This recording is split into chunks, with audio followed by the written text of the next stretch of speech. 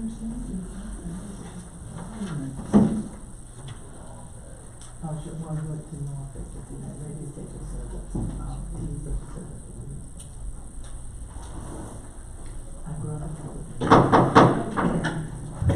evening. Welcome to the Wednesday, February 5th Town Council Work Session. Town of Coloma Beach. Meeting's called to order. Roll call is Frank Allinger and Dallas Lehman couldn't be here tonight. Is there a motion to approve the agenda? So moved. Is there a second? Second. Mr. I. Aye. Mr. Serbic. Aye. Ms. Roberson. Aye. Ms. Shea. Aye. Chair votes aye. Thank you.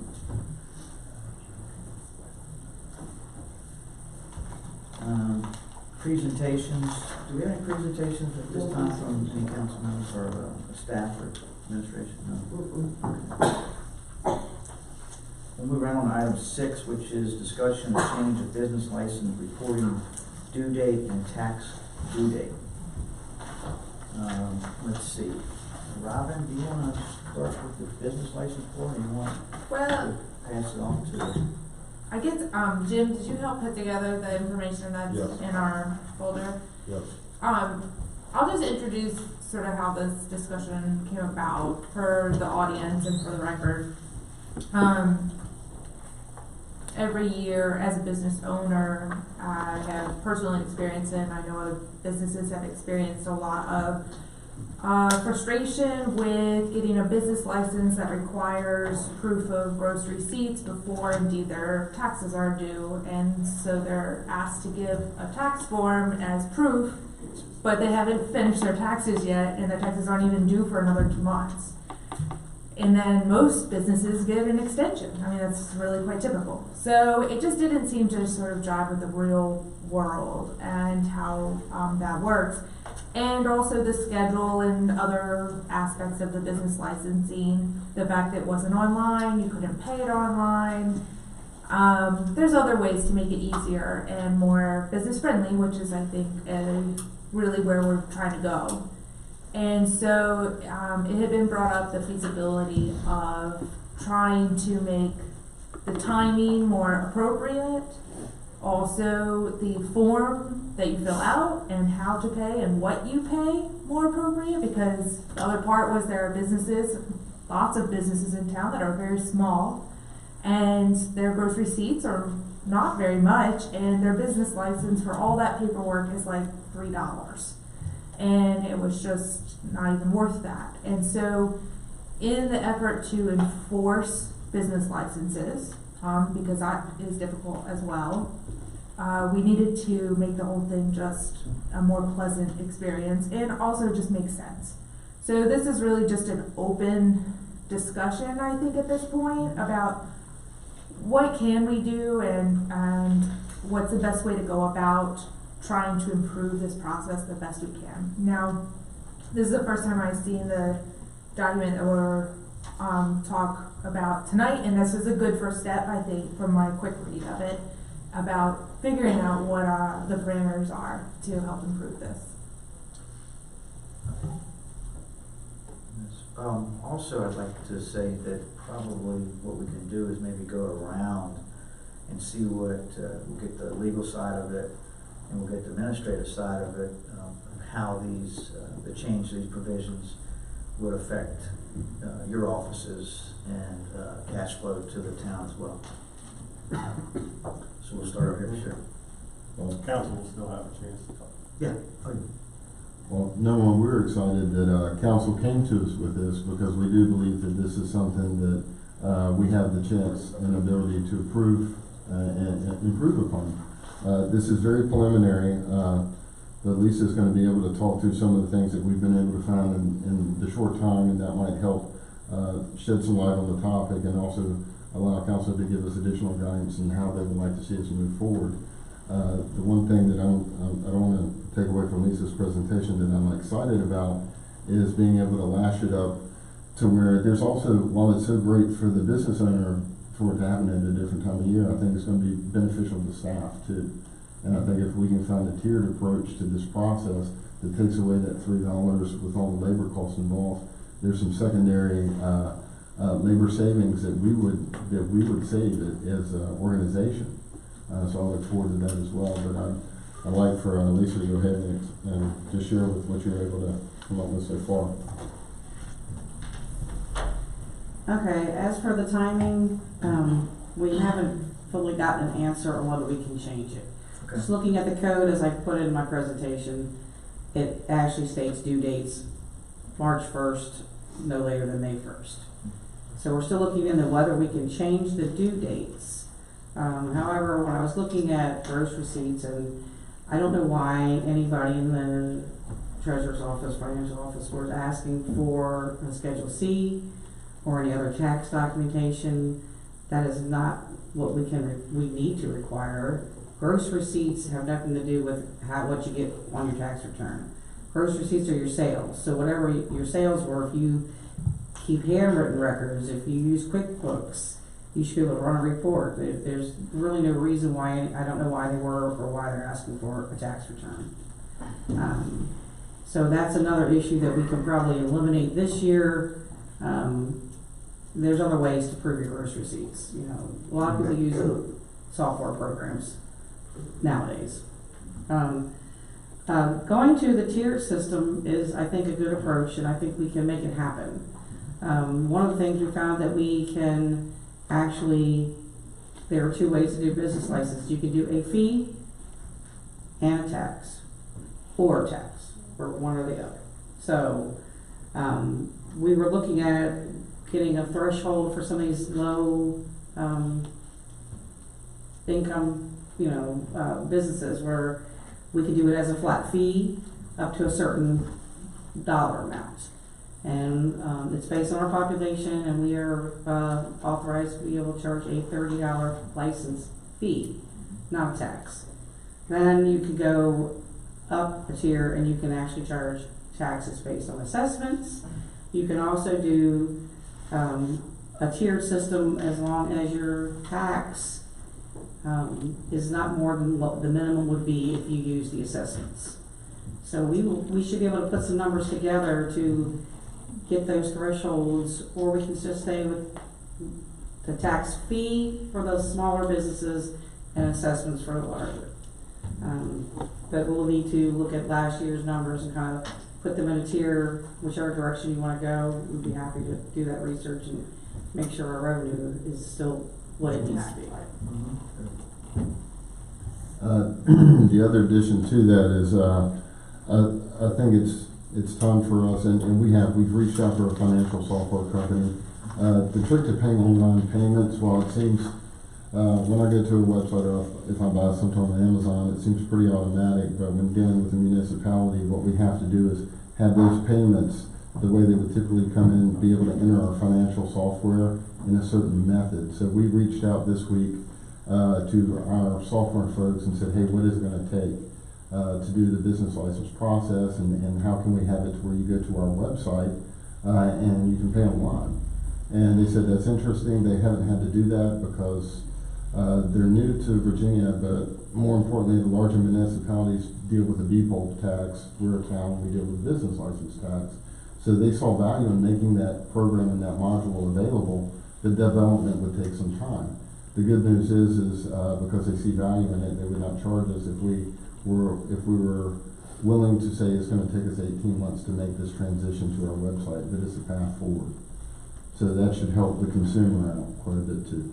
Sure, and I imagine it would also require, like, you fill a form out, you pay the tax, and you upload whatever document may be necessary. Like if a gross receipts, Correct. schedule is necessary, you would upload that along Correct. with your application. This is something I've been bringing up since I've been on the council for 4 years. Probably some of the new members aren't aware of this, but I have brought up email after email to Quinn, to Adam Schaefer, and the council, on the fact that the tax form is not something you can ask for. We can't ask for anything, quite honestly. What the law says is that people are to report their gross receipt tax and estimated gross receipt tax. If we want to do an audit, they have to make their books available to us at their place of business. That's what the Code of Virginia says. And I have brought this up to you so many times. And I don't understand why we act like it's new. Lisa, I know you haven't been involved in it. I've been involved in it. Eddie, you've been involved with it. Dallas and Frank have been involved with it. We brought it up year after year after year. The other question I have is the enforcement aspect of it. You've been telling us we've had some company who's going to enforce business licenses and stuff since you came here. And every time I ask that, oh, they're still working on it, they're still working on it, we've got nothing. This is not a new issue. This is something we brought up. The emails are the scores back and forth on this. And again, I know the new members may not have seen all this, but we've been talking about this for ages. It's in the minutes. And it seems like we just drop everything, we start all over again. You know, we get a lot of kickback because we've been asking for these Schedule Cs. We've told Adam 3 to 4 years running, you can't do that. Last year when it came out on the form again, I sent an email in. You've got to reissue the form, take it off. But nobody seems to pay any attention to what the law regime is on this stuff. This isn't a new issue. I think The other issue is the enforcement. We've asked, and I've asked, and I've asked, and I've asked, and we never, ever, ever bring up enforcement when we talk about our ordinances and what we're gonna do to fix them, and how we're gonna manage them, and so on and so forth. The one issue that's never brought up, ever, is enforcement. You've got more people, more contractors and homeowner guys running around this town with no licenses, no insurance. The other thing is depending on the type of business it is, if it's a regulated business under DPOR that requires licensing, all of that licensing is supposed to be submitted with the application prior to having a business license issued to a company. We've got people running around saying they're licensed contractors in town who don't have a DPOR license. If you're a doctor in town, you can't go get a business license in the town unless you give them all your medical licenses. If you're a restaurant, you can't do it without all your health department stuff.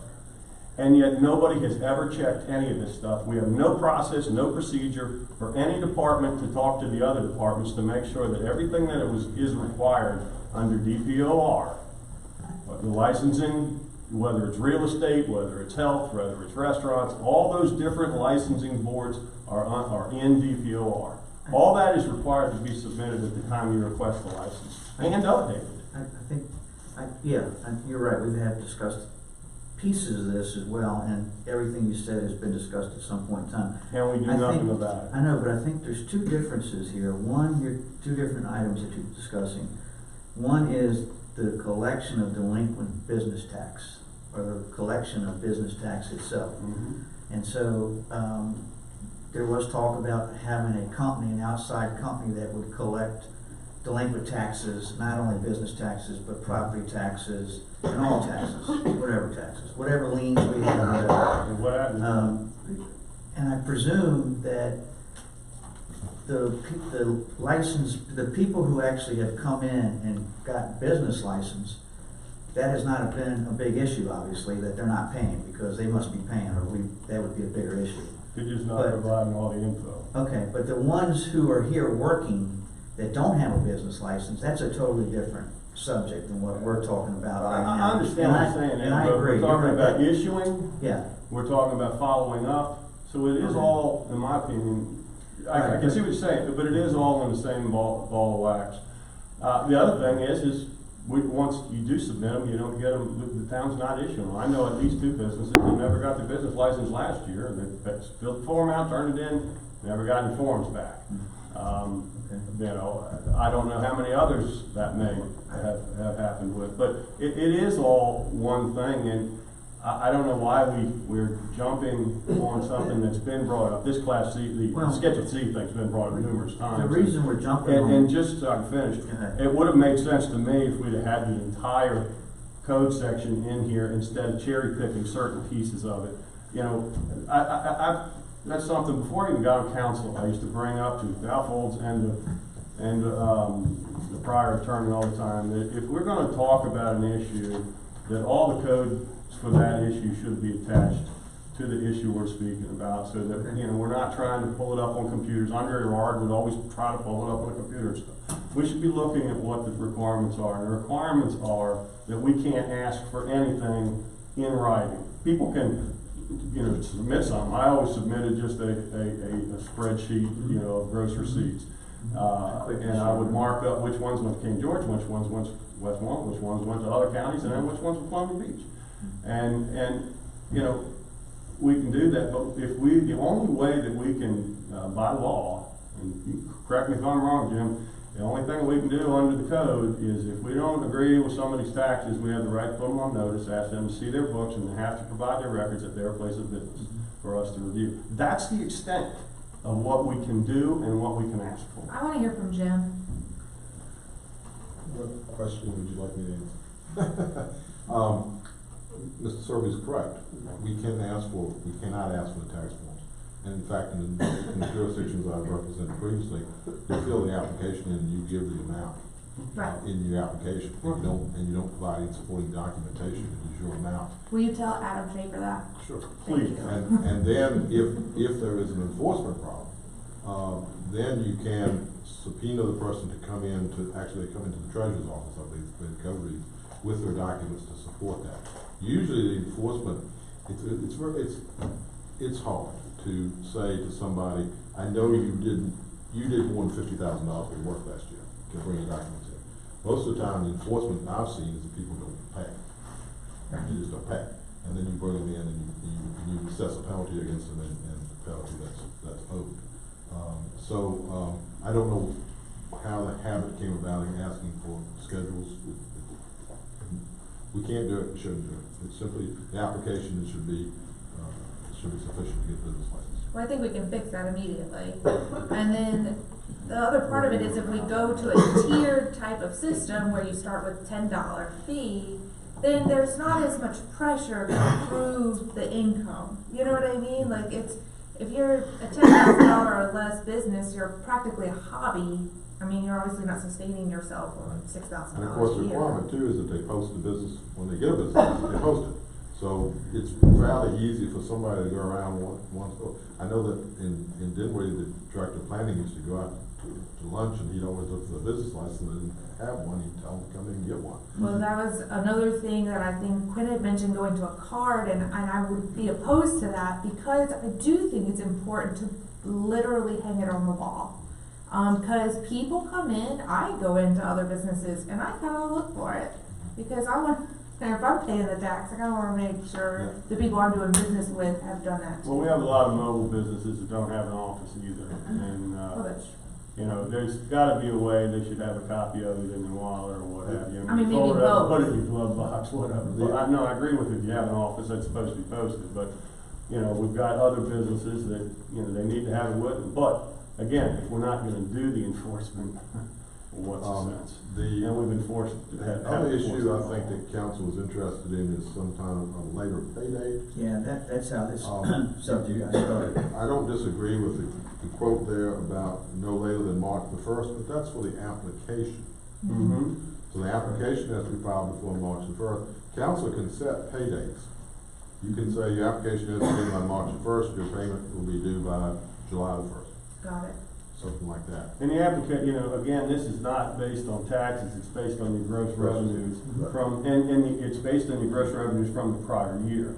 So once, you know, anybody who does any kind of an accounting of their business whatsoever is gonna know within the first 3 months of the following year what their gross receipts were for the prior year, whether they did taxes yet or not. They got I know, submitted but them. part of the problem was they were asking for Schedule C. Well, I understand that. So we eliminate that, then the Yeah, and please paperwork tell the part town is manager less. that so that he can tell Adam that, because, Well, it works for him. I'll just say this as well, having been in business like Steve in town I've been in business since 2006.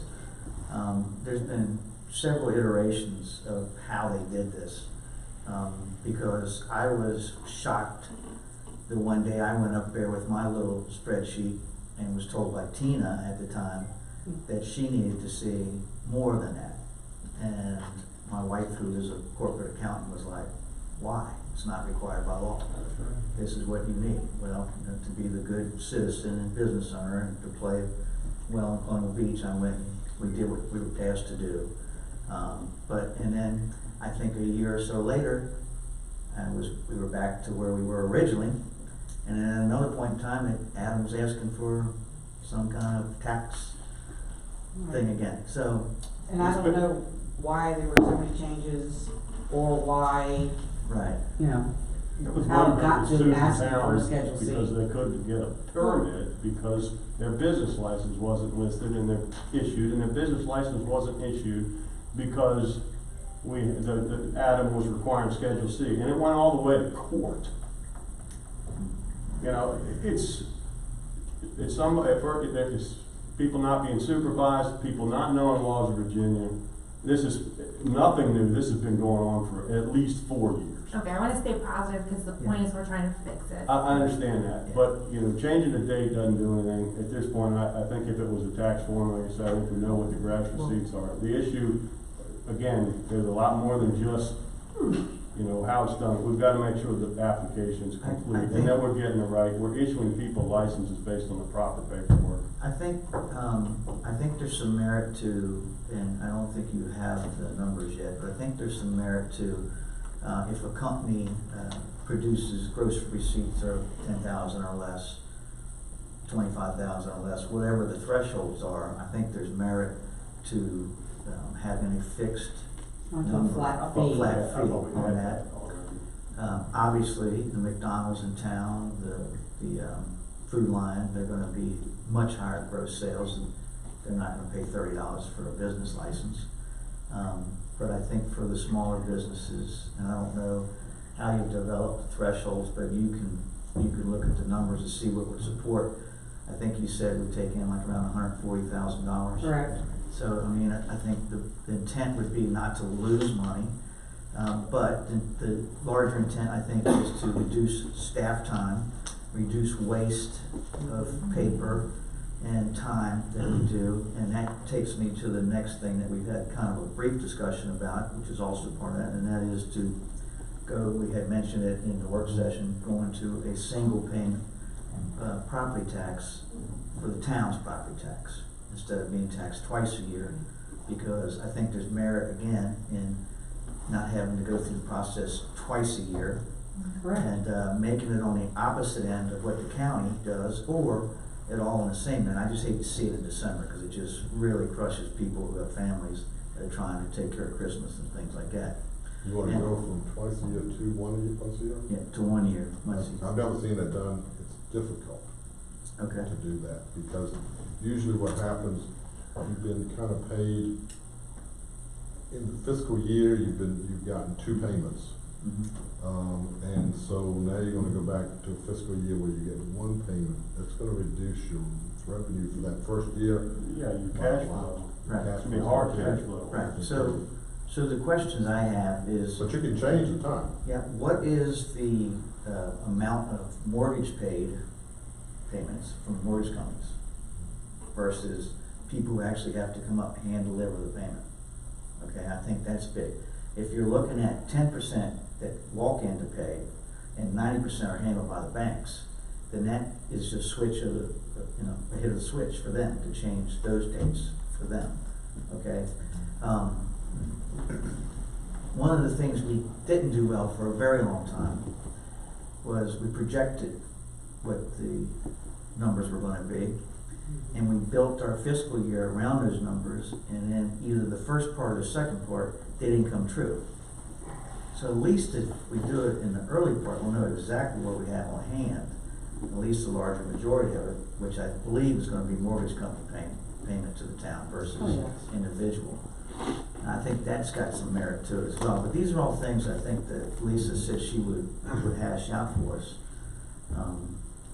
I have a couple more things about the business Okay, license. I'm sorry, yeah. That's okay, I do wanna talk about that too, because Okay. that is a part of easing the burden. I mean, it's all kind of in a similar discussion, I just don't wanna start mixing up two subjects. Okay.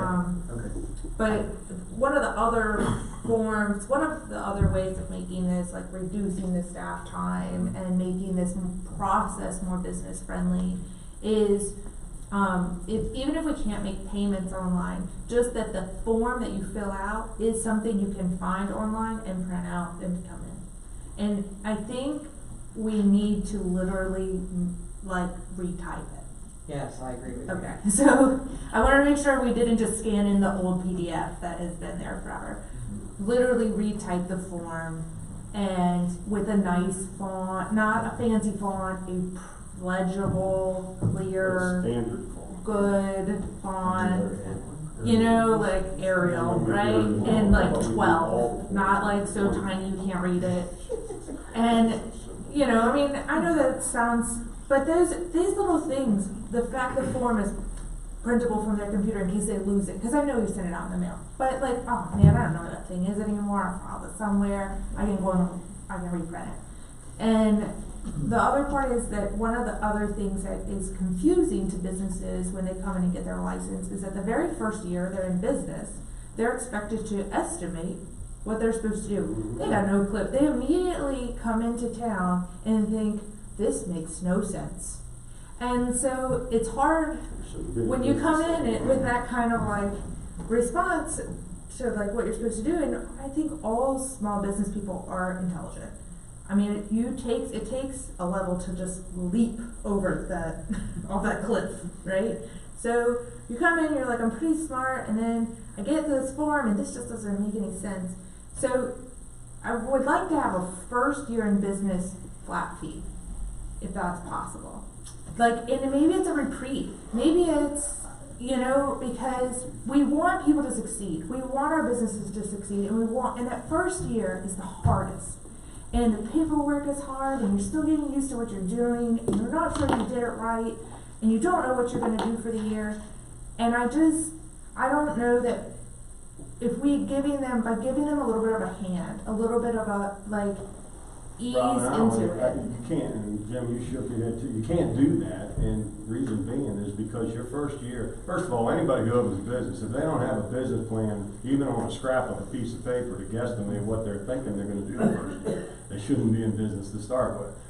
The estimated business, a small business plan is gonna tell them what they're expected to do the first year, and that's what they need to report.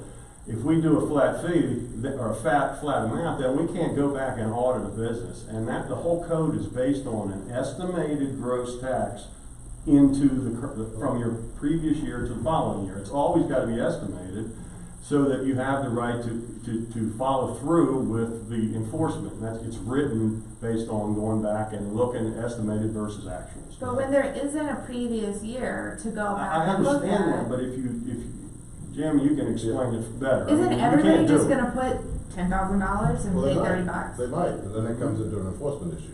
They might come in and say, I'm gonna make $10,000 this year. Right. You know, my first year. And then the question becomes, when that next year comes up, and they say, well, I'm gonna make $100,000 this coming year because I made $100,000 last year, do we go back and then say, well, you owe some back? That's business correct. license tax?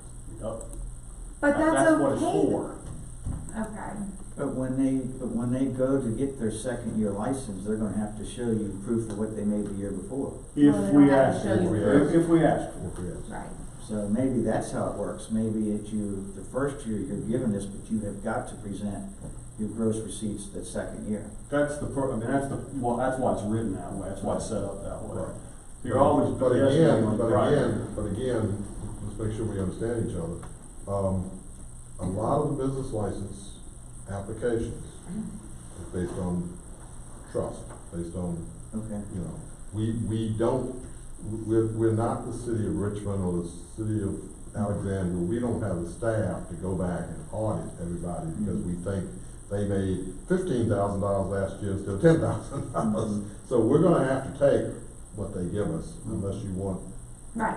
And I think if you do see an extreme case in the following year based on the previous year, Exactly. then that's where we have to make a judgment call if it's worth going back and looking at it or not. That's Yeah. the purpose, that's why it's but all as written that way. a town trying to be business friendly, But if you- who are you gonna go to that in their first year to their second year, they go from $10,000 to $100,000, and then you say, well, we wanna audit you now? Like, It's a you just decision. started. Well, it's a decision we have to make. I mean, it's no fair for the next guy if one person's, reports it right and the other guy's fraudulently submitting a low number. I mean, it's I a call the understand. town's gonna have to If you make. set this up so that you have a 30,000, and remember, we're talking about the difference between, fees and taxes.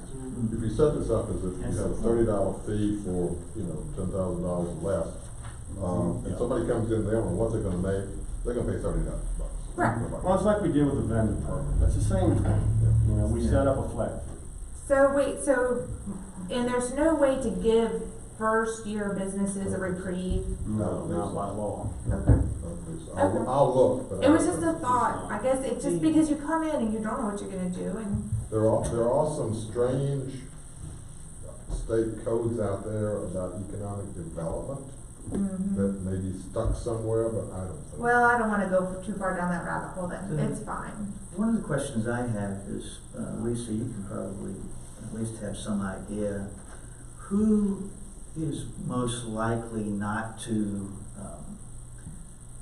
because they're not monitored other ways, for instance, not pay their fair share because they're not monitored. A restaurant's gotta pay their fair share because in the meantime, they're paying meals tax. So you know They're up also front. paying sales taxes. And sales tax, you know what's coming in, you kinda got an idea that they're grossing, whatever.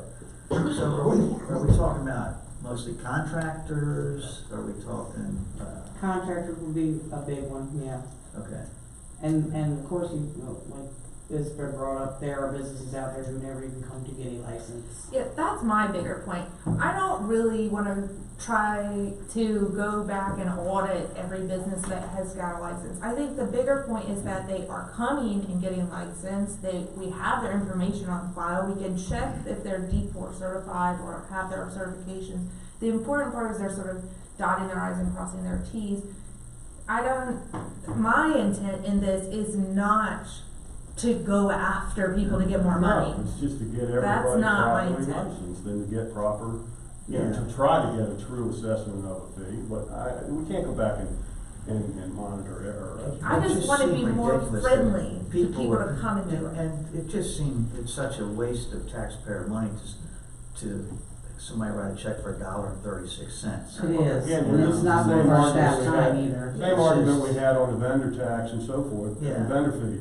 It's $30 Why, in we labor found out what for we a could do with that, dollar. I don't know why we just don't apply the same thing to the small The business. sheet of paper laminated No, we is can't. $3, you know, versus it's more Right. than the business license. But if we're losing revenue anywhere, it's those businesses who don't come in and say they're doing business here. Right, Okay. period. Yep. It's the people that just plain aren't But even what do getting the jurisdictions do with that? Cause I mean, Well, that has to usually- happen usually- everywhere.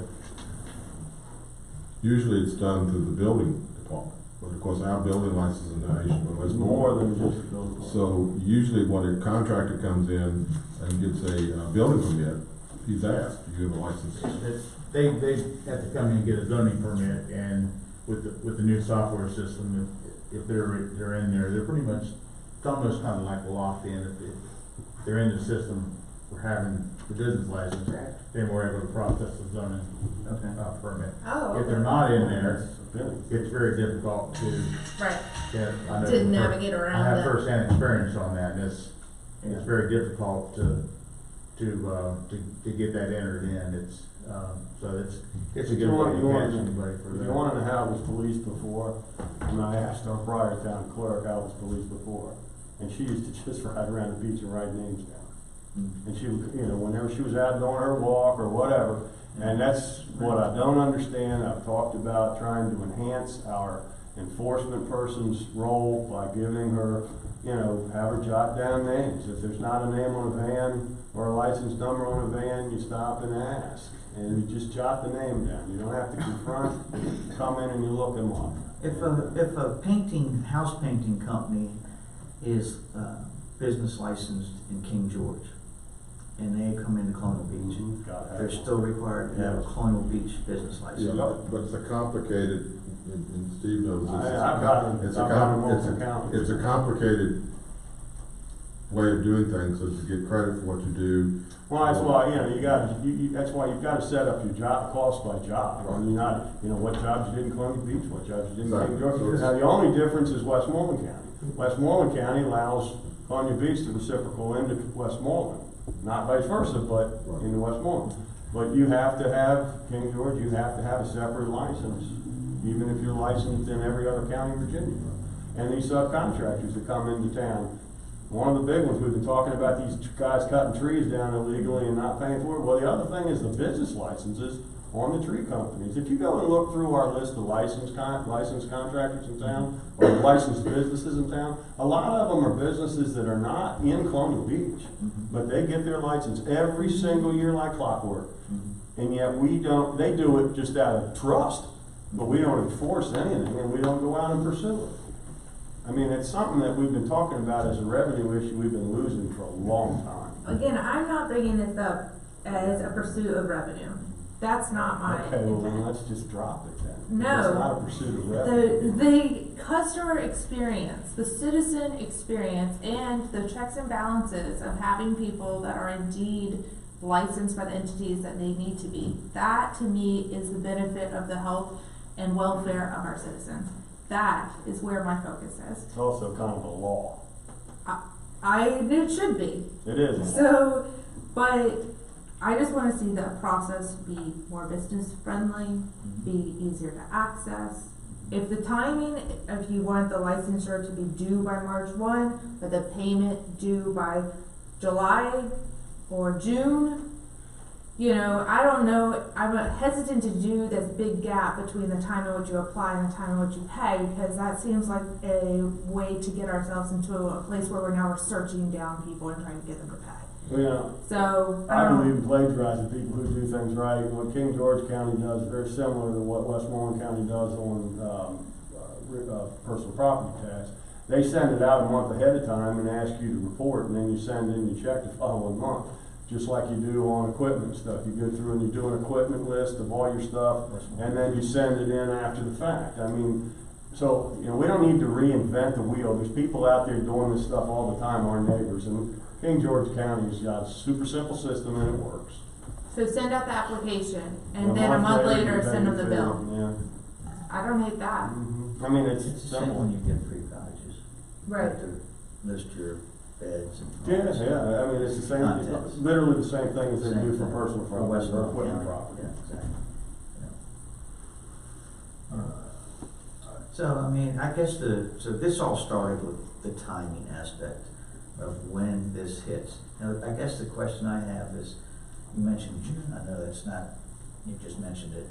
But that would be, wouldn't it, they'd probably be too close to the, budget for the fiscal year, we probably wouldn't have the numbers solidified that. Right, if you're not gonna have the payments come in until June, Right. you're running the risk of not collecting your revenue for the fiscal year. Yeah. Right. Okay, so, And So the it would be application like date May. is March, so, Gives you I- April. yeah, April, May even, I mean, yeah. Would be good. that would give the time to all make, sure all the collections were done, Mhm. the revenues in the fiscal year. And then I would suggest, I do agree with you on the fee thing, you know, for small business, but this is something that we've discussed in creating the vendor permits, and there's no reason why we can't just look at what we did on that, and maybe we update the amounts a little bit for different business types. But we went through this whole thing on the vendor permits, because we were, you know, you spend all this hassle to get the vendor program thing going, and you $5 for a permit. It was more trouble for us to write the license than it was anything else. The vendors, a vendor that comes in once a year for, we'll say the Bike Fest, and they're here for 3 days. We give it to them for a year. But my question is this, a lot of jurisdictions, at least this is what we're being told, if they have a business license from another jurisdiction, that suffices, okay? They are charged. That's up to you. Yeah, I mean, that's- okay. So, I'm just telling you, you probably don't know this, but, we have been meeting with the NGOs on a regular basis in the Chamber of Commerce. And I guess 2 months ago, you were in the meeting, what we came up was a flat 10% fee. And the way it would work is, let's say for instance, like at the Bike Fest, that big trailer that came in and do t-shirts, if he paid $1,000 for that spot, he pays $100, 10% to the town, one flat fee. So we don't have to send somebody out there to try to collect. And it just cut us out completely of having to deal with it. Actually, what happens is when they fill out the chamber paperwork, they pay the check right there, and then it comes to us. And that's in lieu of a business license. Correct. Yes, Yeah. my concern with that exact issue is that, one, we need to amend the town code to reflect that that is in lieu of a business license, because currently our town code says that they need to pay it. Actually, Hold on. And then next is that, when you apply for an event, you're filling out an event permit. Not all events are run by the chamber.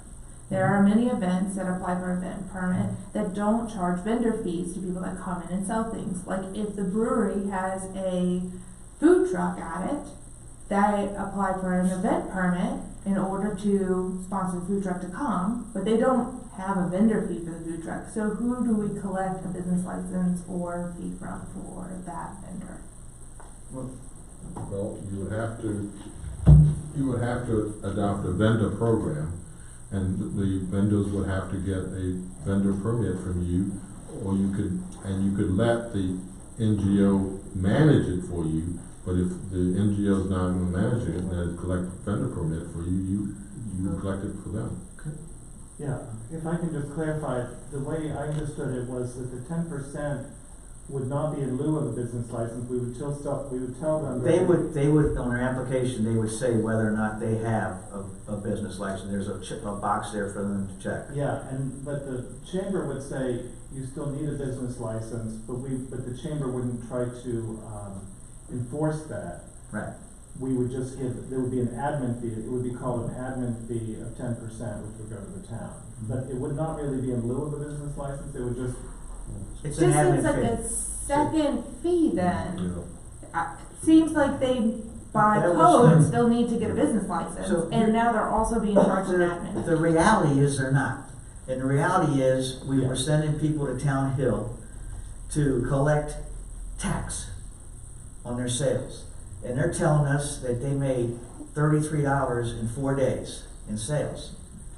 But they're spending $1,000 for that spot.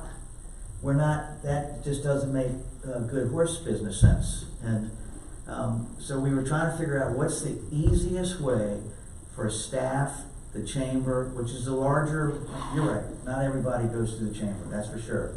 But the lion's share do, and the bigger events do. And we could have to come up, one of the things I would say, like you're talking about food vendors, they have to have a health license visible. So they have to have a business license visible by law. So they should have that. That's the easy fix. The few times that happens, you could definitely send somebody by there and say, Do we hey. care if a food vendor comes into town and sets up next to Tides End Market and does not pay business tax to the town of Glendon Beach or food They have tax to to the town of pay, they have Glendon to Beach? pay food tax To the town, to the town.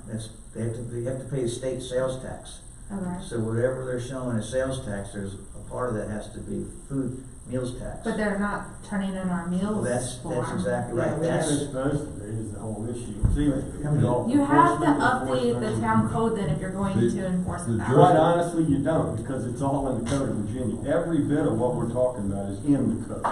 The jurisdiction I worked with charged a vendor fee in lieu of the business license, but it was only for events that was recognized by the locality. That's wonderful, that's fine, I'm not against the solution, it's just that our town code can't say, they must have a business license, and then we also charge a vendor fee that's the same thing. I mean, it's one or the other, it just needs to be clarified Well, officially. we have no choice but to, because we are a town that has taken on the role of administrating business licenses. That's something that you don't have to do under the code. But as a municipality, once you decide you're gonna do business licenses, you gotta do all of them. You don't just get to pick and choose which ones you do. So anybody who comes into this town is gonna have a business license. I don't care if they're here for a day or if they work here all year.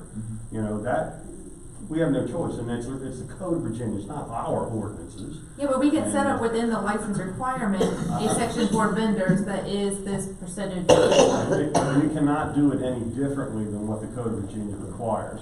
We cannot, this is Dillon State, we're stuck with what the code states and what it says. maybe not that long. Now, we can, I think that we've hashed this before, and our previous attorney gave us some insight supposedly that we were able to do some flat fee stuff. Yeah. And, The code allows it. excuse me? The code allows it. Yeah, so the idea is just, let's set the So- flat fee stuff up and move on. Let me go back to the meeting with the NGOs. So what was derived was that we basically did some rough accounting while we were all sitting there, and it was kinda like, okay, if you have 30 vendors on Town Hill over a period of time, 3 days or whatever, how much did the town actually collect from those vendors versus a flat 10%? Taking out, if you take out the administrative cost as well, which the onus, bigger onus of that is now on the Chamber of Commerce in their application, that immediately eliminates hundreds of dollars in employee hours spent. Because it used to be, if you remember, Adam and Tina and Joan would actually walk up on Town Hill and talk to the people, stand around and watch, ask them if they had a business license.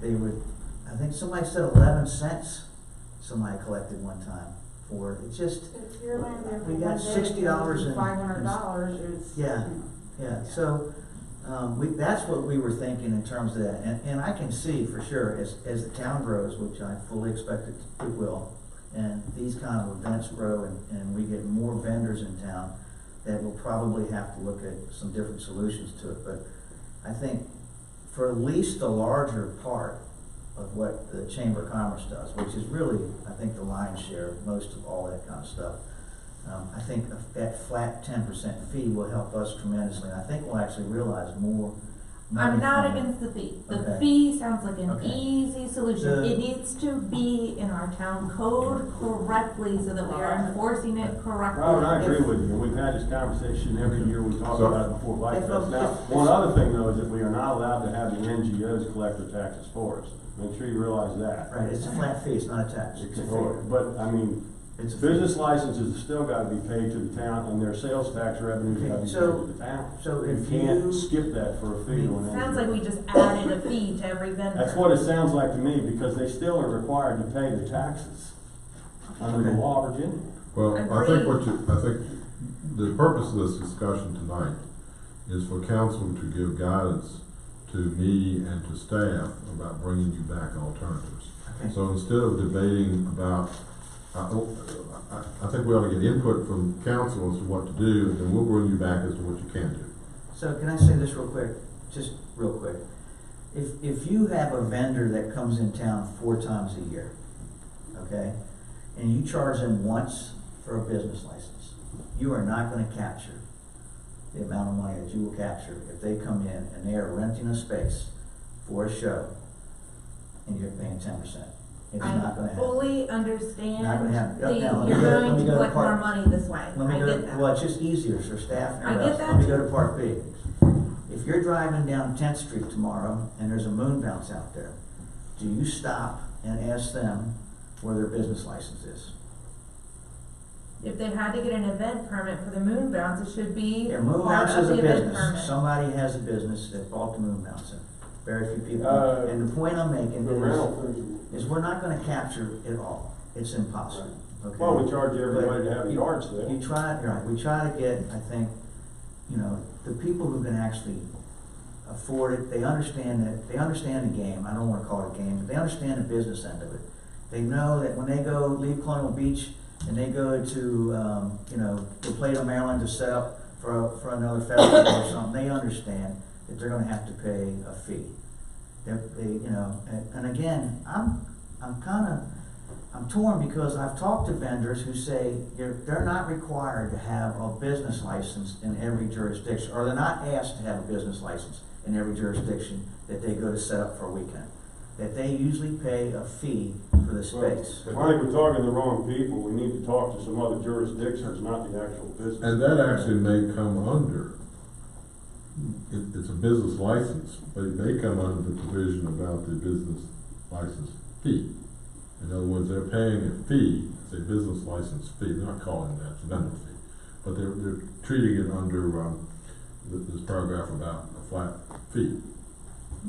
Yeah, I can see a solution that is like that, and I think that's maybe what we're asking for, is a solution that works with this vendor sort of program. And I'm not against the solution that you came up with the NGOs. I think all of that makes 100% sense. The problem is that it says every person engaging in town, business, trade, profession, occupation, or calling.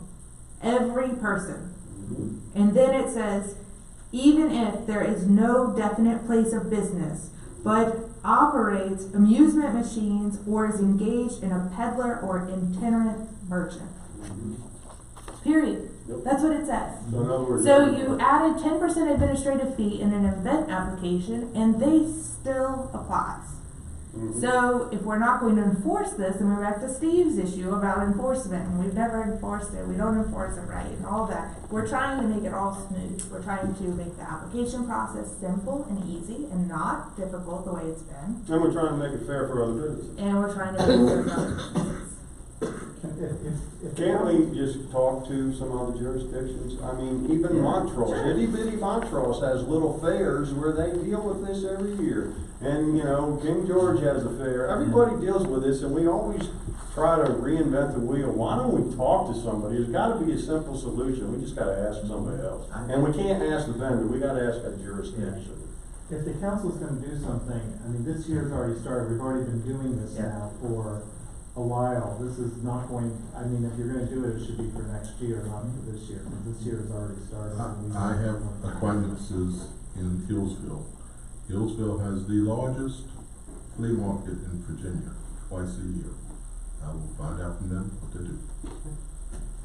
I think that's a start, you know, and it's simple enough to ask someone to look at them. But Eric, to answer your question, no, we cannot skip a year.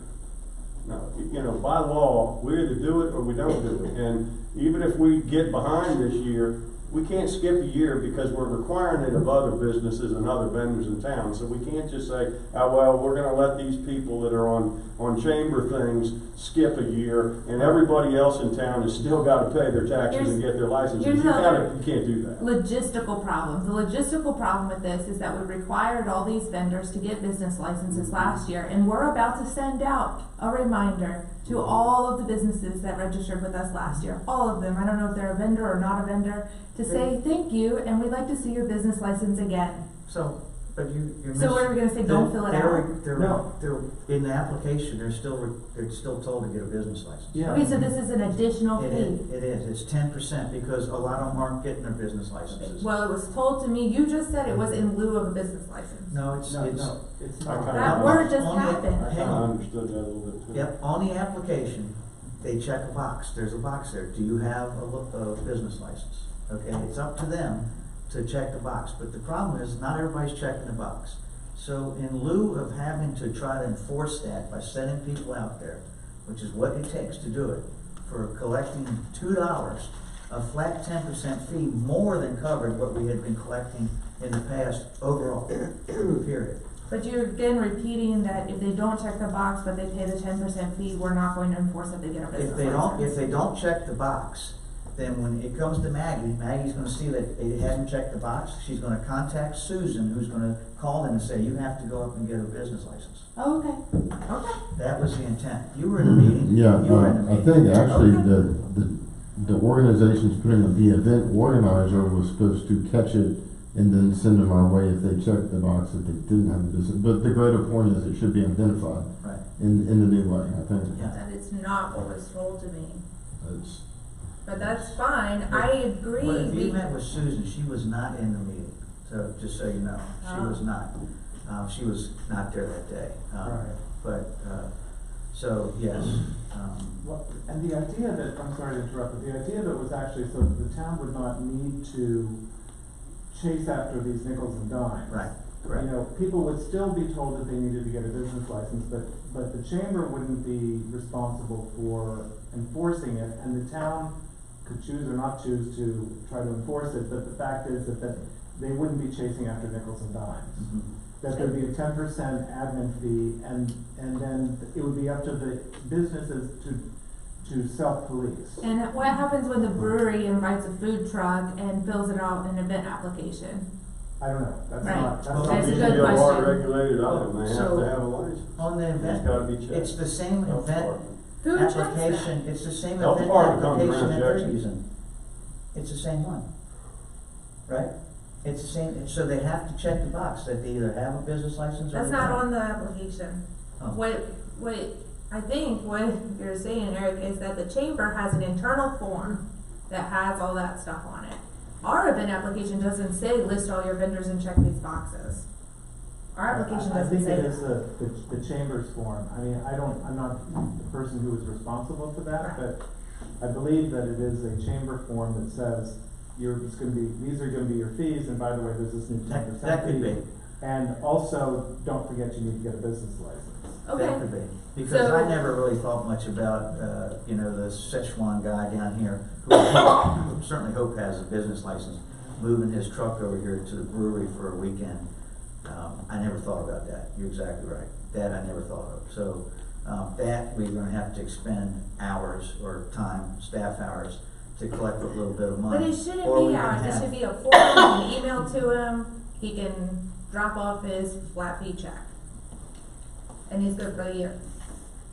But if they're only here for one event, what are they gonna, Well, that's why we're gonna maybe write some sort that's of what I'm verbiage saying. about I a mean, vendor, That's, Who's doing the Some sort of special trans- event permit? yeah, Who's special. Maggie. Yeah. She was in the meeting. You know, one thing, all we keep talking They about do is that. about licenses for fees, there's a bigger reason for business licenses, and it's not just the fee. The license is to protect the consumers. Agreed. You know, and that's the whole issue here. Some of them are DPO licensed, people that are even more so on the line. Yeah. But for sure. all these licenses, and the thing is that our town, in order to protect our residents and the people that come into town and buy things at these festivals and so forth, is we're supposed to make sure that we've got people in here that are licensed so that we're protecting the public against unscrupulous business. And the And, flip side of that- all we wanna do is focus on the fee aspect of it. Well, there's more to it than The that. flip side of that, though, is you have somebody who comes in, that's selling driftwood art in a 4x4 space on the boardwalk for 2 days.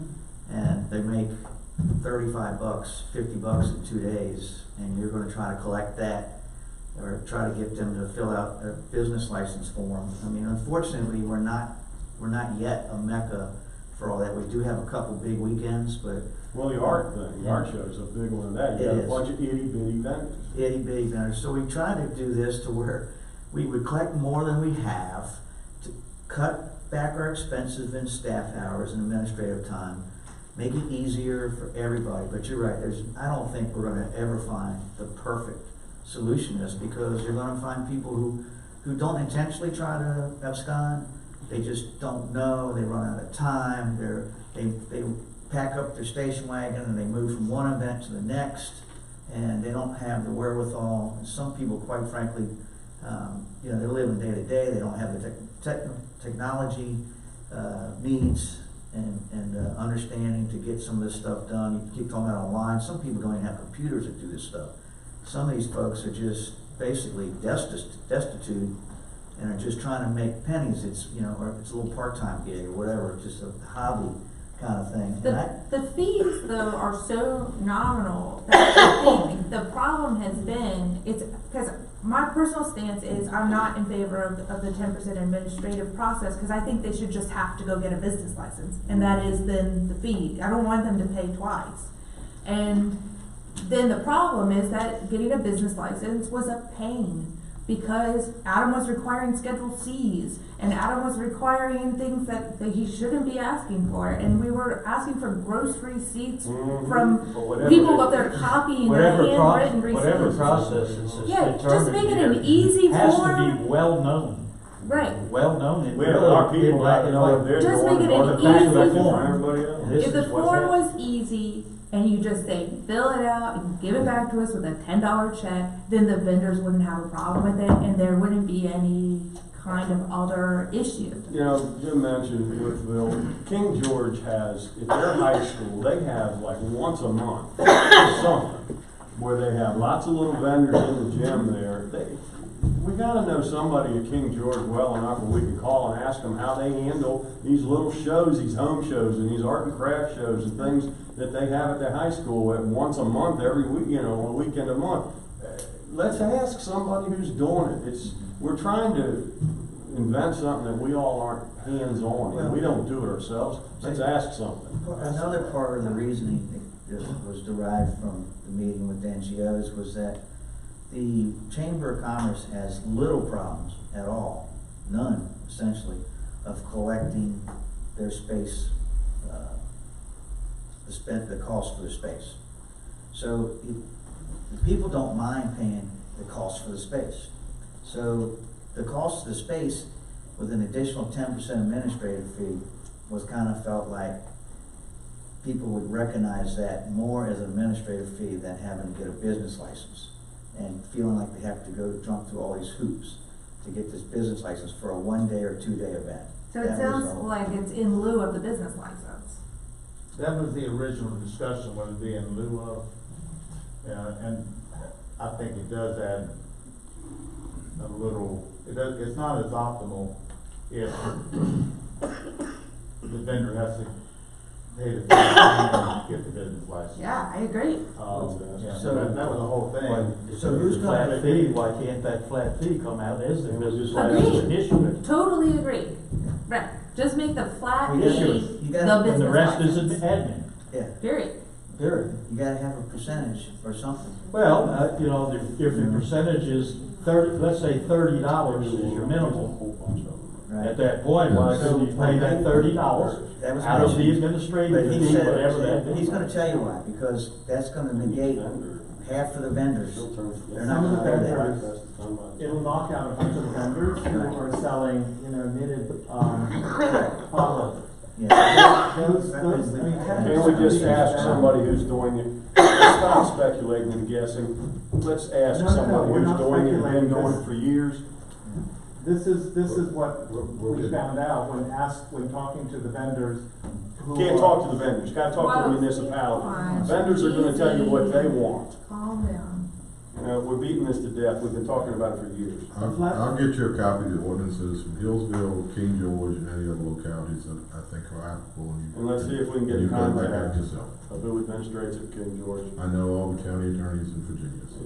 But, I mean, and let's read that, and then maybe we can tweak it a little bit to fit us, but at least if we can get a basis Well, of for something right- that's been proven to be legal and works within the laws of Virginia, then maybe we could just tweak it a little bit and it fits. So it's not, we don't have to reinvent the wheel. What are we gonna do? I mean, the thing is, now we have an application that's out. So there's gonna be a 10% administrative fee that's coming to the Yeah, town of that's Cornwall it. Beach regardless, from the Chamber of Commerce. Yeah. So, okay, just so everybody knows. So whether, Whether or not we can save any money or anything, we don't know yet. but, so that's either gonna be a windfall for the town and an unfortunate circumstance for vendors that are going through the chamber, and maybe the other vendors are not gonna have to pay it. Regardless, at this point in time, it's the easiest solution, it's the least administrative time and cost. And again, it was not being collected, it has never been collected, period. Vendors on Town Hill have never paid it, ever. And the business license, what you typically get is under $5. That's always been the complaint. I've sat with, in 2014, when Joan was still here, she would tell us. Year after She'd say, year after we're year. wasting so We much talk about it money. every year. I've got 3 employees up there trying to collect 36 cents. Talk about it. And I have to give them a piece of paper that costs more. And that only just tells me we need to update this to a tiered Right. system, and then we need to put in some sort of subsection that involves transient vendors. We gotta And- find out what we can do. And we need to find out legally how to Okay. handle that. That- Right now, though, I don't think you can Jim's gonna change get this in time to, Stuff.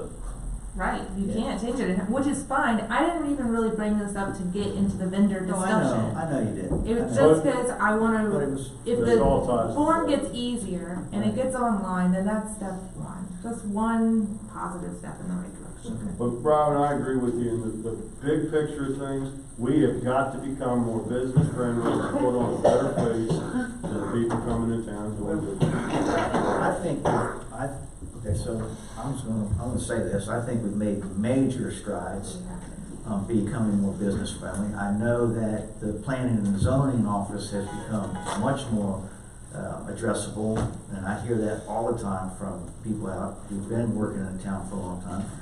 The finance office has made major improvements even to the point of taking credit cards now, and things like that. So we're doing the best we can. I think we're having the same growing pains that most jurisdictions do when they finally start to go through this growth that we're going through. And I still think, we obviously will make some improvements, but I think in the meantime, I think everybody's doing what they can with what they have to get it done, so. But we can make improvements. Jim, you're gonna look into that for us? Yes, sir. Okay, very good. Robin, is you okay with that right now? Yeah, and tonight was to open the discussion about this. I didn't expect any kind Right. of conclusion or Right. anything. It was like, let's just see where to Where we got start. a direction, that's what the Right. whole idea was. Right. Jim, can you copy us all on what you get back? Yes. Do you wanna discuss when Yeah. we pay the property tax, or do you wanna? Absolutely, whatever you wanna For do. another day. I have asked Lisa and Quinn to find out a couple things. One is how it will affect us in going into the budget Upcoming fiscal quarter, year. right. How will it affect the citizens and those who have struggled the most to pay? Part three was, how much money do we collect through mortgage companies? Which, Right. that's just a change in their their computer versus people who actually come in and pay. So if we get those, if you tell me that it's 50-50, then I know it's gonna be a struggle to do it all in here. If you tell me it's 80-20 or 90-10, then that seems like a pretty easy change. How could it be, because it is set up based on 50/50.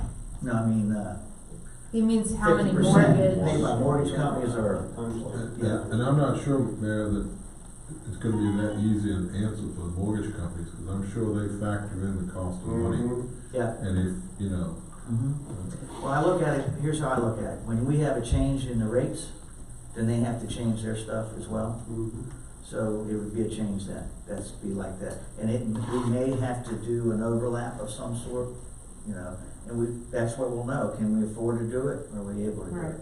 But at the end of the day, I think if we know the county's in December, okay? And I think we are July and December, or June and December. Okay, so especially for second homeowners, like I said, they're down here in the summer, they pay. They go home, they winterize their houses, and all of a sudden they're paying again. So you get this totally disgruntled attitude around town, and you just keep getting taxed, and keep getting taxed, and keep getting taxed. And then to add to it, you get the county tax. Is it possible to consider a deferment option at the December bill pay? So instead of everybody paying in, what is it, May? Is it May is the second, June is the second, June?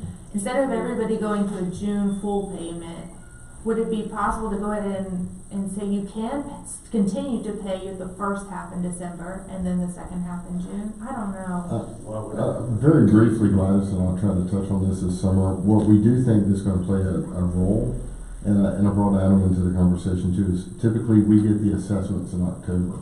So we would want to have that.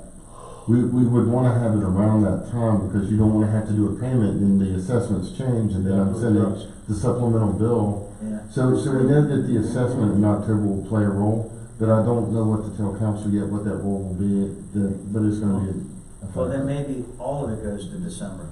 So you're paying the county and the town taxes at the exact same time. Because right now, I guarantee our cost is high to send out 2 mailings, Yes. to put the staff together. Because I know when I was up there, we had to call people back to work overtime to get that stuff done, Yeah. which I fully understand. So, I think the mailing process alone for the extra billing cycle is well over $4,000, Yeah. just the activity alone Right. of the second billing account. sure. Like crazy. Yeah, I understand that. From the old. Pay it if you want to, I mean, if I came in and Yes, gave ma'am. you Yes. mine in June. You Yes. can always prepay it. Right. Prepay. Same with water, you can prepay for the year for water. Right, pay for the year, Yeah. pay for, Yeah. half the You year. can. I guess that's what I mean, you can still advertise an option to, you can even pay monthly, I think. Yes, you can. Yeah. You can pay weekly. Yeah, yeah. Which I takes think the away from trick that of it As long as time. it's is to be able to do it online. Right, Right. ahead of when I it's think that'll be due. the jump, once we can get it online. the And again, with capability mortgage, will people go. on the mortgage side, people who have mortgages that are they don't even see it, it just happens. Well, they pay into an escrow It month. just happens, right, so it just happens.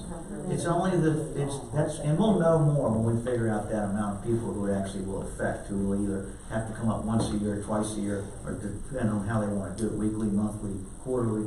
whatever, Your, so. your problem, Mr. Mayor, is gonna be, you're gonna get half year payment in December. Mhm. And you would normally get another half in June, but you're not gonna get that half in June, you're gonna get the full payment. Following year's the first year December. cash flow. So you're gonna lose, But what if you don't do the December and you do it all in June? it doesn't matter how you calculate it, you're gonna lose half a year. Mm-hmm. How is that possible? You send out, you You're get only half, getting 6 months' worth Mhm. at one of the payments, and then you're having to Gotta wait make it 12 up. months to the next payment. Yep. you'll instead catch it of- up. But at the You'll catch 12 it months, up, you'll but catch up. your fiscal So you year have will to shut. be able to make it through 6 Ah. months of the payment. Cash flow, you gotta float that period in cash flow. Even with mortgage companies who can, okay, cause they escrow. You'll get 50%, but then you'll go to 50% and 100%. Right, You'll lose that 50%. right. If you can pay I've it never seen a weekly and jurisdiction go monthly, back. why are we, I mean, if you can do that, you can go ahead and pay it all in June anyway if you want. What is, Well, now I this. mean, that's a. Well, one thing I remember, we're talking about administratively here, so if we start getting all kinds of variations of payment periods, they still gotta handle the Yeah. transactions. Yeah. We don't And it's gonna be encourage somewhat that. confusing. Well, it's I'd already say. being done, so I mean, if you do something to. And most, I believe, are mortgages. I think that the biggest hurdle to jump is the floating of the 6 months. Right. But we'll go back and perform analysis and see where our position is to support that. I mean, it could be something. But we're that's gonna have taken a bad 6 months and a great 12 months. out. Yeah. I think as long as we realize that, if we can. Well, I'm not sure I agree with 12 months, but you're still gonna get 100%. Mike, You're not we gonna get are 150. collecting in If you defer, if June. you defer 6 months of it, you're gonna get the. You're not gonna get 150%. You will get. You're basically gonna have a bad 6 months and then get back to par. But, okay, so when you're talking about escrow, let's say for instance, every time we do a tax increase, okay? Escrow change. You go to escrow changes, right? So why wouldn't the escrow change? Why couldn't we But change, that's, have it's them? not, that doesn't have, it's what money the town is getting. Yeah, You get 50 and 50. okay, Then you're gonna go to 50 and 100, but you don't get that 50 back. okay, but if That you. 50's included in the 100, there's no way to, it's not like you're recovering You can't extra go- costs to you get can't go- through, you're not you can't gonna go get it at all. 50-50, and then scratch that 50 and go to 100%. Yeah, Well, I think there's also an option to where in one fiscal year, you neglect the first 50% with the understanding that they're getting a 6 month reprieve and you get the 100 in the back end, if you have enough liquidity to float to get the back end. But That's you don't how get I feel. 150. You don't get 150, you get the 100, but you've got to sustain that period, so you're gonna be made financially That's the whole. cash flow The problem. cash flow problem. Right, so then that just depends on when the expenditures come out, but needless to say, you have You have to to be. determine if you can sustain it. My other Right. concern would be collecting it in June when our fiscal year ends in July. For Right, the so- same reason that you just told me collecting business taxes Right. late. Which then goes back to the we're assessments, gonna- where you probably wanna do it somewhere near that assessment if period. we're serious about adding potentially 1,500 homes over the next 10 years this town, We'll which fix it. it looks to me like there's a likely chance it's gonna happen. And I think physically having to come to the office and write checks twice a year is not gonna be a good function. And especially if people are buying properties from out of town where nobody pays twice a year anywhere. This is the only jurisdiction I know anywhere that you pay twice a year, No. period. Yeah, there are Well, several. there's nothing in Northern Virginia that you pay twice a year. Nothing that has, I can't speak for Is there everywhere. statistics out there that say? So, I know that in Southwest Virginia, twice a year is common, and the reason being, people would come in and say, I can't take a big hit in December just before Christmas. Mhm. Please go to twice a year so that I can take it out. And it is common. but are they in Southwest paying an Virginia. additional tax to the county as well? So they're paying Yeah, them some 3 are, times a yeah. year, basically, which is how Well, it feels? the county I lived in, the town collected twice a year, and the county collected twice a year. So Okay. there's a lot of townships out there. Yeah, Yeah. yeah, I understand that. I just, again, it's just, I'm a fan of once a year because it's gonna free up staff time. I think everything's going automated anyway. yeah. I see the value to it. I think most people do have a mortgage, so it's built in, it's invisible to them. I think we just need to go back and look at really If you can afford it. if we can afford to do it. Okay. I think the once a year is a great thing, it's the implementation, that you have to decide if it can be done. Okay, well, we'll look at it, that's what we're talking about it for, that's the whole, yeah. Well, Okay. if we do it, we do it at Christmas, be prepared to spend a lot more time chasing unpaid bills. Agreed. And you can Great. change due dates. It doesn't have to be December. That's right, that's my point. If you're gonna do it at the end of the year with everything else, then plan on chasing a lot of bills that are all gonna be late, because people are not gonna be able to afford to do it. You know, there's a lot of people in town who don't have one, because they've been in those houses forever and they're on fixed incomes. If you collect 50 in June, and then you went and switched it to once a year and made it all the way to like the following March, could you only collect for 3/4 of a year? If you wanted to, if you wanted. You know what I'm saying though? Yeah, I know Like, what you're cause you're trying to move the date so it's not affecting, and you're not collecting it already in June, and you don't wanna do it right before Christmas. The other part is that the assessment for property taxes is, January to December, Right. and our fiscal year is July to June. So that's the other really complicated part, because you're collecting the June and December. June is part 1, even though it's part 2 of our fiscal year. Right. But it's all based on the previous January assessment. Maybe we'll get our supervisor to get the county to collect ours at the same time. Norm would be happy to collect ours, he doesn't have to give it to us, though. Like everything else, we have trouble getting. So you'll look into that, we'll come up with some Yes. ideas. You wanna do you wanna give a staff report on the sign ordinance? Sure, I'll be brief as I can. You've got, staff reports for both the sign and the landscape related ordinances there, to follow along. I'm not gonna get into a lot of detail, but both sign and landscape reviewing and, considering different options to the ordinances. The planning commission voted, last Thursday on the recommended amendments to come before you all, and I was prepared to present those to you tonight and request that a public hearing be scheduled at the next meeting. However, in further consultation with the town attorney, due to the fact that there were some substantive changes. Substantial changes that have to go back to planning. So he recommended, and I agree 100%, that, we need to have that go, to have the planning commission hold public hearing on all the amendments. So I would, we've already scheduled that for February 27th. So I anticipate that, But this was what we had recommended to go to the planning commission. yes, as a back in, council. So late basically- October, So they're gonna get it to the public hearings, and then we'll get it. We won't have to do public hearings if they do public hearings. no, you have to do, you Yeah, will do we a have public to. We hearing, will, so. okay, so we'll, okay, Yeah, so in it's lieu just of doing, it's a process then. in lieu of doing a joint hearing, you have to have a separate hearing. We've already advertised the hearing for February 27th. So what I'll do is, barring any changes, if you're wanting to move forward with it, we will schedule the public hearing, for your March regular meeting. But Fine. I know these have been long, in the making, and really, particularly with the sign ordinance, Right, March is a that, good time. that goes back to 2016 and 17. The Michigan attests that there was a lot of review and everything, and, there were, a pretty thorough review and revisions proposed by planning commission in consultation with the former town attorney. I took that as the basis, and the first thing I did, because I knew there were some concerns with, in some of the recommendations from the previous town attorney, I asked Mr. Cornwell to review it to make sure it was up to date and everything, was satisfactory to him from a legal perspective, which he did. So we did that, and then I gave that to the planning commission, and then off we went. Most of the changes were really, were organizational, in nature.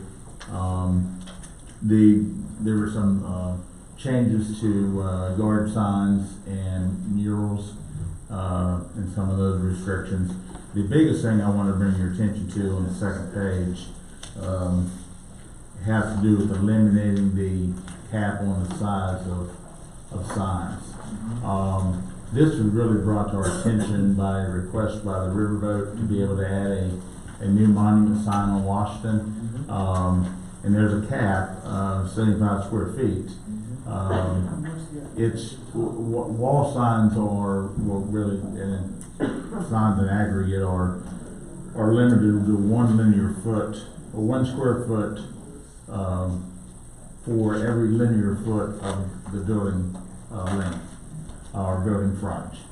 So in theory, that makes sense, but because it's a bigger building, obviously you have a bigger sign, but it's capped at 75 square feet. So in our discussions, we felt, particularly in somewhere like with the Riverboat, it's an extraordinarily wide, big building. 75 square feet just is not, that's not a relative number. So therefore, we recommended that the cap be eliminated. We maintain the 1-to-1 ratio, but we simply eliminate that. So how big do we know how big the Riverboat could have, or what they're projecting? Pretty much what they're proposing. It was amazing. Now with a monument sign, there's still a limitation of 32 square feet, and that's, I think they had about 33 square foot sign. So, but based on the linear, the frontage of their building, it pretty much added up. If you take their existing wall sign and then you take the monument sign, it was pretty much a one that met that 1-to-1 ratio. Okay. That was just had kind of be a coincidence, but so you would not get. I mean, the Riverboat's really probably the worst case, best case scenario, and that's just an example that you're not going to get just this gargantuan sign. You're going to get something I think that's still pretty manageable, because with the cap at the 75 feet, the wall sign's grandfathered in, and the current monument sign is grandfathered in, but they're pretty much limited.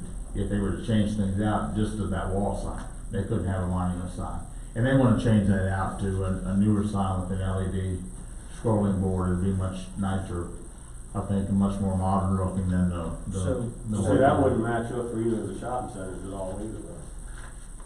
I'm sorry? I say none of that work, and that doesn't work for either of the shopping centers either. When you talk about the amount that's mounted on the building and then what they allowed to have in the monument sign being a maximum of blank added together, both of them are already, that changed there. That's been a problem for like the side of Peddlers. They've always wanted to put big banners up, like when the Harley store was in there, and then Peddlers themselves had a big banner. It was a problem there, and yet you've got signs on every one of the storefronts. How do you totally all? So it'd be on the actual, it'd be basically for each one in the shopping center, but the monument sign would still be limited to 30, because you don't want a huge monument sign. No, I agree. I was just pointing it out though, because the ownership of the building is one entity. Okay, so the way I understand it though, this is the 15 or 20th read of this at least.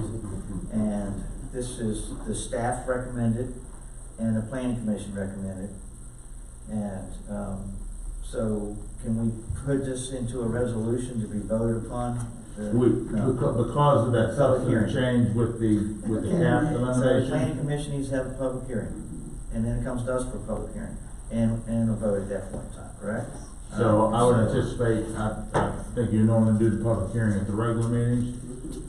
So that would be the March regular meeting, Fine. public hearing and consideration, and then you can get this put to bed, so. Fine, we'll put this to rest at some point in time. I am in full support of all of these changes. Yep. All the recommendations, and I want to thank you for this staff report. This is a great staff report. Thank you. It's very challenging, and there are different versions floating around, so I lost some hair over this. This is so. wonderful. Very good. All right. But you can see why I felt it's a substantial change. Yeah, I agree. It needs to be public. Thank you, and tell the planning commission, thank you for their diligence in this as well. Okay, with the landscaping, I just want to point out a couple things. There were 3 articles involved in this. When we say landscaping, I really changed it to landscaping related ordinances, because it's the landscape section of the zoning ordinance, a little bit of parking ordinance, and the Chesapeake Bay overlay section. So there's 3 sections, and when we talk about tree requirements, we're really talking about 3 different categories, and I've tried to explain that to the planning commission, so we don't wanna lump every type of tree planting in the same boat, at least I don't think so. You have the tree replanting requirements for dead and diseased trees, where we have the replanting ratios. You have the street tree requirements for new development, generally 2 street trees for a new house. And then you have parking area requirements when you're doing landscaping for parking areas. So there are 3 really distinct areas, and I think we need to, and that's why I broke this down to look at these all 3 differently. When council submitted this to the planning commission for review, I know that 2 of the big questions had to be, we're looking at the replanting ratios, and then the issue of whether crepe myrtle should be added to the mix of allowable planting. So I will address both of those. Let me touch on the biggest changes in the Chesapeake Bay section, but let me just jump down first to the parking section, because all we did on the parking section was move the landscape parking lot requirements to the parking area section, just for the sake of it's all there in one place, so you don't have to bounce back and forth. No substantive changes there, and I did point out to planning commission and point out to you, we did not look at anything else on the parking orders. We just looked at the landscaping. So that's something I think would warrant a further review in the future. For the landscaping, Article 24, the big thing we did was we felt, the staff and planning commission, there was some confusion and maybe some redundancy between the table in the ordinance, which listed native trees, and then the Department of Conservation Recreation guide for native plants for conservation, restoration, and landscaping for the Virginia Coastal Plain. So what we propose that we remove the table and simply refer to the DCR guide. That if that's ever updated, it's adopted by reference, and we can use that book. I just think it streamlines the process.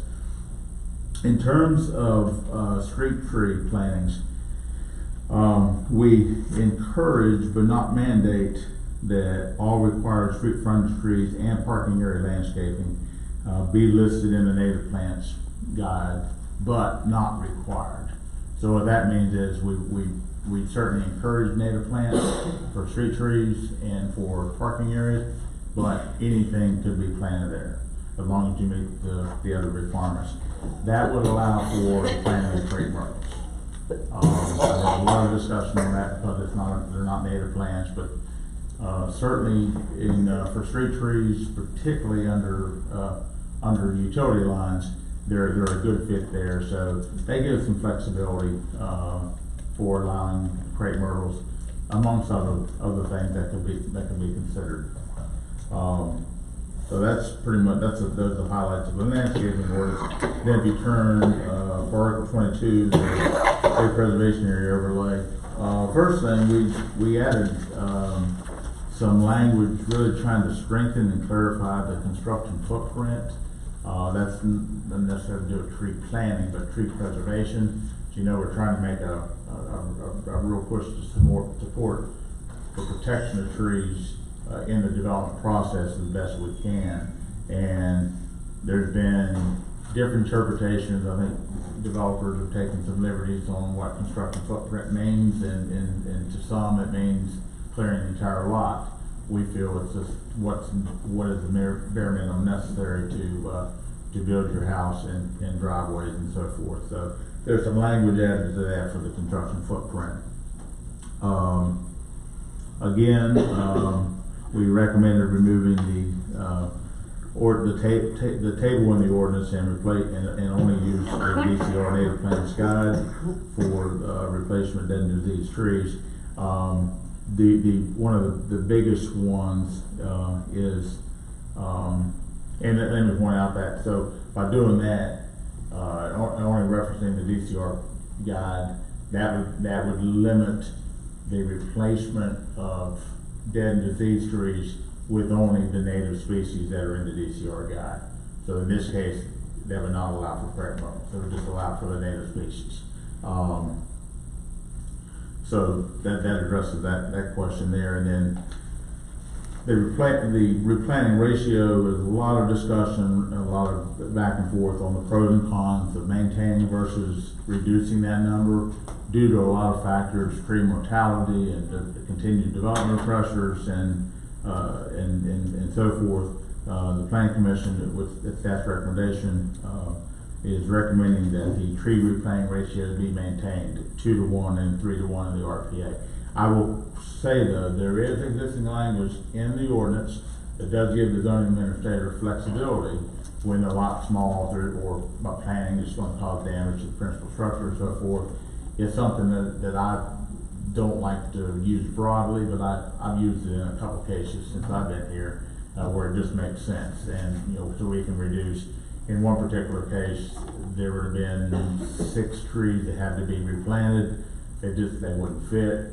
I agreed to have 1 tree where the 3 were replaced, where the 3 were removed, and then plant the other 3 in shrubs. So with a small lot. So that's why. So there's some flexibility there that we can use administratively, and so for that reason, that's one of the primary reasons why we're recommending maintaining the 2-to-1. I do want to point out there were a lot of ideas that were kicked around, but one thing that staff had suggested was possibility of planting off-site or off-property. So if you have a small lot and you got, say, your neighbor, we didn't put any restrictions, so other than if it was in the RPA, it needed to stay in the RPA, but it could be an RPA property on the point, and you could replace it for something up on the block. But there were a lot of concerns with that as far as tracking, maintenance of the trees over, once they're planted, whether people would take ownership of those trees and care for them and so forth. So that was not approved for recommendation by, it was a split vote, so there's a lot of back and forth on that. But certainly a lot of things were, ideas like this were discussed and kicked around and so forth. But anyway, that's the summary real quick of the landscaping related ordinances. I just make one comment on the footprint and disturbed area. You gotta be very careful because the different trees have a different drip line, and the drip line is what you gotta pay attention to. Because the minute you start cutting the roots, the tree may not die in the first or second year.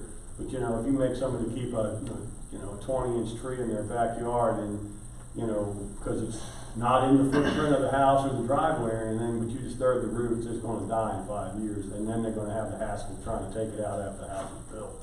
And that's happened to so many big trees in town. Yeah. So it's got to be on the drip line, not the area disturbed. So right now, the policy is if someone wants to take down a tree, they come to you for a permit to take down a tree, and you go out and look at the tree to make sure that somebody goes out to determine. Well, let me go back. Let's say the tree is perfectly healthy, and they want to take it down for reasons because there's a lot of other trees around it, and they don't need that particular tree. What's the tree that has the berries that cause all the stupid? The ones that have the purple berries that are really mulberries. Is that a native tree? Well, in the ordinance, there's nothing specified whether it's in non-native species or if a tree is a tree, and if you taking a tree out because it's a nuisance for the person, that's a relative term. But if you perceive it to be a nuisance and you want to take it down, that is not grounds for taking it down. It's supposed to be diseased or dying. Now that's a broadly interpreted sort of thing too, and it's been. Now what I will say, we're trying to improve that process because what we had been doing for the last few years is relying on the state forester to go out. Yeah. And so if anybody come in the office, we say you need to contact the state forester, right? And I think that while the intent was good to have a professional outside person look at the tree and use a professional judgment, I think that there are trees that were approved for removal that maybe should not have been approved for removal. So he's a professional. I mean, if it's correct. But what came in with them is if basically the liability issue entered the equation. So okay. if you're asked, is this tree a hazard, well, you know, he Or may. a nuisance. If you have really nice trees that are perfectly healthy that are surrounding there, and you've got this big, nasty, poison ivy covered thing, why shouldn't you be able to take it down without penalty? Because it's against the Chesapeake Bay Act. Well, they act allow certain things to happen. Not nuisances, not like that one's ugly. You're allowed to clear for views and so on and so forth, but it's gotta be done very specifically, and we gotta make sure we don't. All right, we'll save that for another time. Okay, so. I have a question. Yeah. So in the parking section, which all you did was take the landscape part and that involved parking and put it in the parking ordinance, there had at one point in time been the suggestion to change the mound form of, you know, the rows in between parking that were mound forms to be Mediums. swales. Parking mediums. Parking mediums, yeah, to be swales, which was more in line with the that, and I, didn't see that you actually kept that. Because that was something that was approved at the planning commission level and never got to council. So that's Okay, never been. That may have by not, council. that may have been lost in one of those versions, but I do know that Brendan's version. we have a definition for bioretention swell, so it may be in there. I'll have to check that to Yeah, see. I saw that you added the definitions for bioretention swales, so that got me hopeful, but then when you said that you put the parking lot stuff in parking section and there was no reference to the swales, I wasn't sure I just wanted to make sure that was. All right, I'll check that. Okay. And I agree with Steve's point about the drip line. The way the section about the construction footprint is worded in here, and it, you know, really emphasizing minimum area on roads and drives,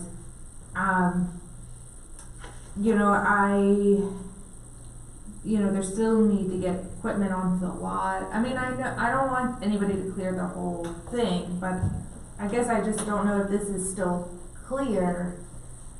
Cause minimum to me sounds like the edge of the driveway. And that would be obviously You'd kill detrimental to And a you- tree that was, and it would be terrible for the driveway. especially with our on-site retention requirements and all the engineered site plan stuff now, it's harder and harder. I mean, you're gonna have somebody asphalt a driveway right next to a giant tree, it's just gonna tear their driveway up. So, I mean, there is like a lot of words, there's building flexibility with that. I mean, I know just in review of some recent site plan submissions, and it's give and take. And that's what we, you know, and we, I like to think the staff were reasonable that. You know what I think is interesting is, most, we have engineered site plan requirements on all new residents anyhow. We need to just have the civil engineer show the drip lines on the existing trees, because they go out and actually measure the tree when they survey the lot, and they mark, 17-inch blank.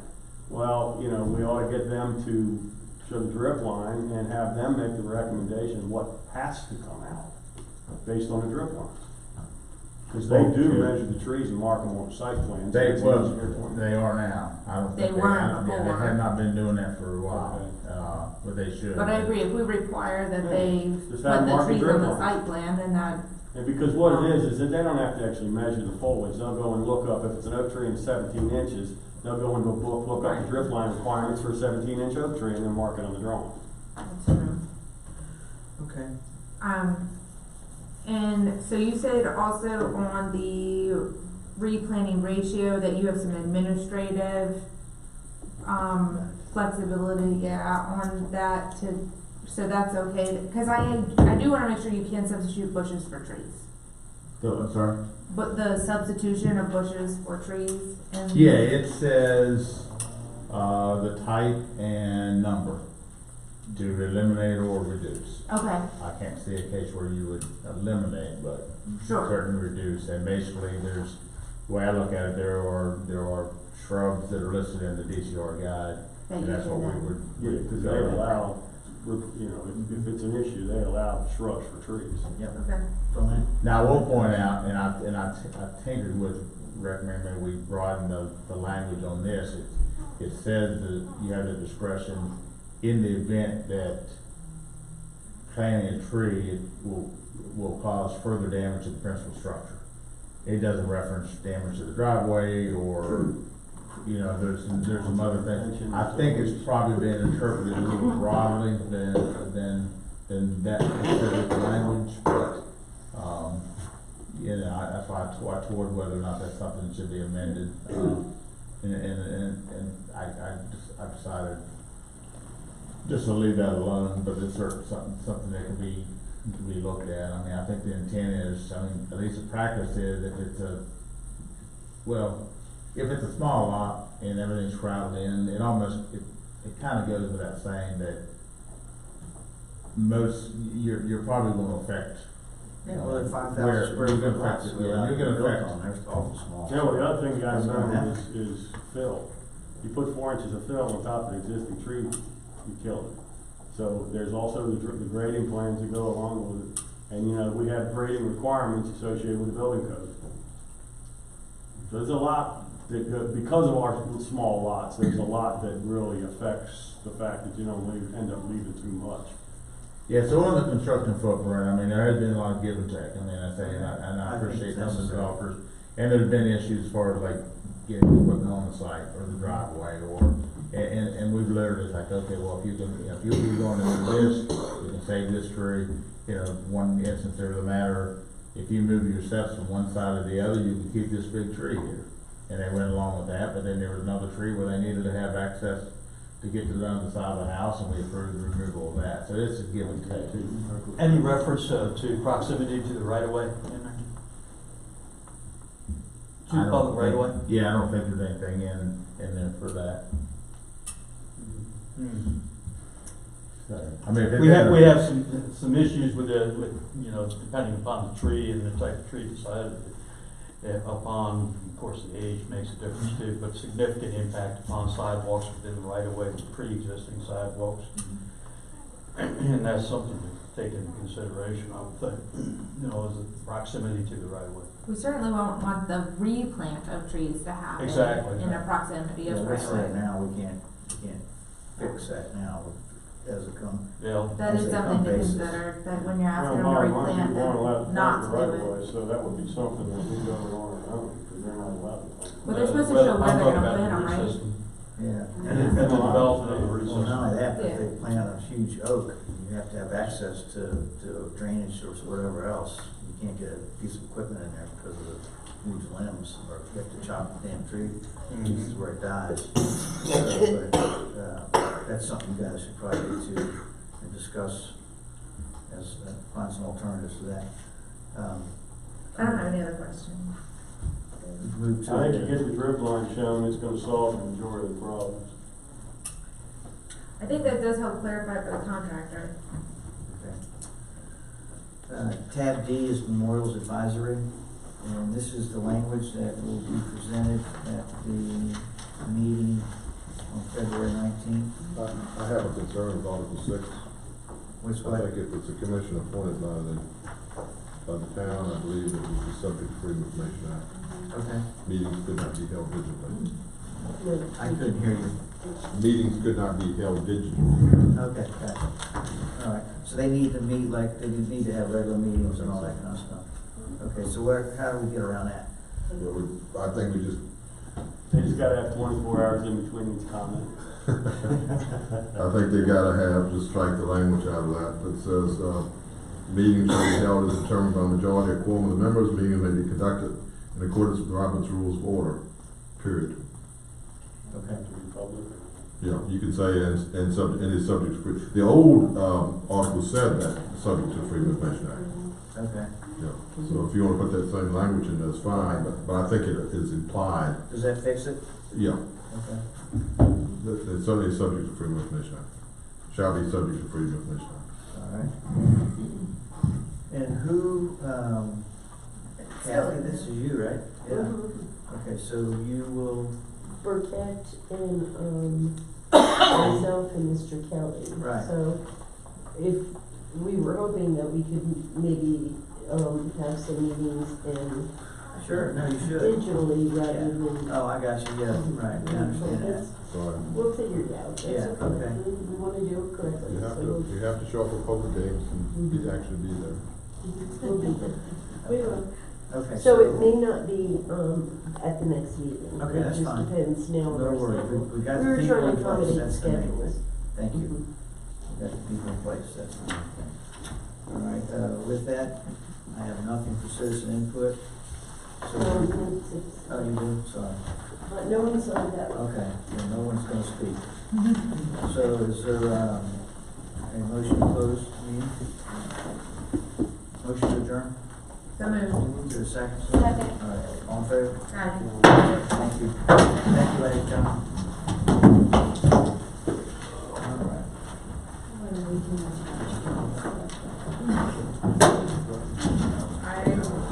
I hope this helps. Richard.